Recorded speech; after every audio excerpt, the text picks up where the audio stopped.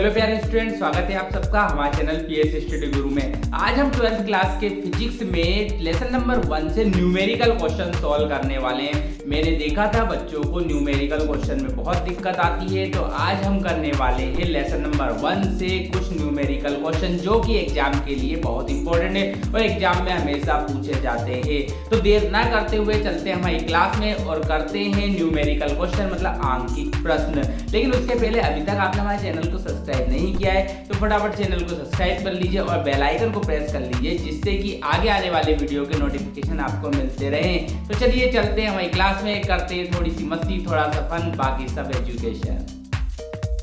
तो चलिए स्टूडेंट करते हैं हमारा पहला क्वेश्चन सोल्व। तो हमारा पहला क्वेश्चन ये है, एक पदार्थ पर 50 इलेक्ट्रॉनों की कमी हो रही है, उसमें आवेश की मात्रा और प्रकार हमें बताना है। तो यहाँ पर हम समझ सकते हैं, जरा देखिए, एक आवेश है, वो आवेश पहले तो ये समझो कि धनात्मक होगा या ऋणात्मक होगा। तो धनात्मक तब होता है जब इलेक्ट्रॉन उससे जाते हैं, और जब इलेक्ट्रॉन आते हैं तो वो कैसा होगा, ऋणात्मक होगा। मैं आज आपको ऐसे टॉपिक्स बताने वाला हूं जिससे कि आपके बहुत सारे ऑब्जेक्टिव भी सोल्व होंगे, न्यूमेरिकल क्वेश्चन भी सोल्व होंगे और कुछ जनरल नॉलेज की चीजें भी आपको मिलने वाली हैं। तो चलिए यहाँ पर हमारे क्वेश्चन में अपन देखते हैं, यहाँ पर 50 इलेक्ट्रॉनों की क्या हो रही है, कमी। तो इलेक्ट्रॉन कितने हैं, हम क्वेश्चन को सोल्व करते जाएंगे और मैं आपको उसके बारे में जानकारी बताते जाऊंगा। तो यहाँ पर इस क्वेश्चन के अंदर हमें दिया हुआ है, देखिए यहाँ पर क्या दिया हुआ, कितने इलेक्ट्रॉन है, 50। तो इलेक्ट्रॉनों की संख्या हमें यहाँ पर दे रखी है, इलेक्ट्रॉनों की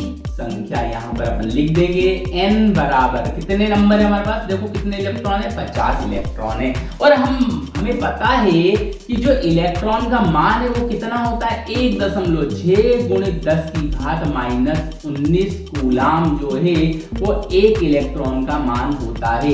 ये हमें पहले से ही पता है। अब बात करते हैं कि चालक पर जो आवेश आया है वो कितना होता है। तो क्वांटीकरण के सिद्धांत से हमें पता है, क्वांटीकरण के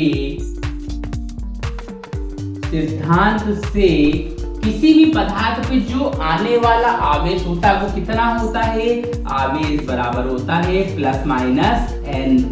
तो ये अपन ने लिख दिया Q बराबर ne। तो यही आवेश हमें निकालना है। n का मान कितना है हमारे पास, 50 है, इंटू E का मान कितना है हमारे पास, 1.6 × 10⁻⁻19 है। तो यहाँ पर अपन ने देखो लिख दिया 16 का जब 50 में गुणा करेंगे तो कितना आ जाएगा, 800, और एक अंक पे दशमलव है तो एक अंक पे यहाँ पर दशमलव लगा देंगे और इंटू में आ जाएगा 10⁻⁻19। और ये दशमलव के बाद जीरो का कोई महत्व नहीं होता तो उसे हटा देंगे, लेकिन यहाँ पर एक जीरो और है तो उससे क्या करेंगे अपन, ये दशमलव को आगे ले आएंगे और 10 का गुणा जो है वो कर देंगे। तो ये जब यहाँ से आगे लेके आएंगे एक अंक पे, तो यहाँ पे एक जीरो जो है वो इसमें अपन कम कर देंगे तो हो जाएगा 10⁻−18 कूलाम। तो ये तो पता चल गया कि उस पर आवेश की मात्रा कितनी है, ये हमें पता चल चुका है। लेकिन अब उसका प्रकार बताना है कि उसका प्रकार कैसा दिया गया, जो आवेश है वो किस प्रकार का है। अब यहाँ पर हमें देखना होगा कि इलेक्ट्रॉनों की क्या हो रही थी, कमी हो रही थी। तो चूंकि इलेक्ट्रॉनों की कमी हो रही है, इसलिए जो आवेश है वो धनात्मक होगा।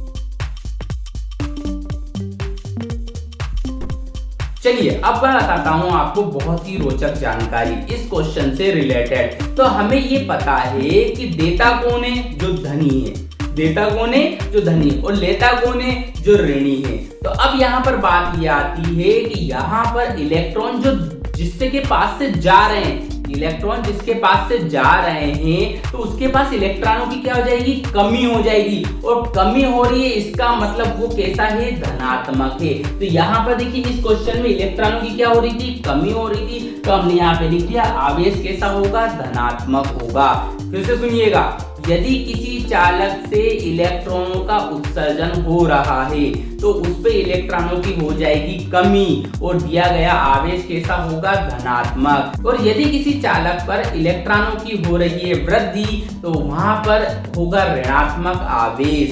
तो तो यहाँ पर हमने इस क्वेश्चन में देखा कि यदि कमी हो रही थी तो जो आवेश है वो कैसा है, धनात्मक है, और यदि यहाँ पर वृद्धि होती तो आवेश कैसा होता, आवेश जो है वो हमारा ऋणात्मक हो जाता।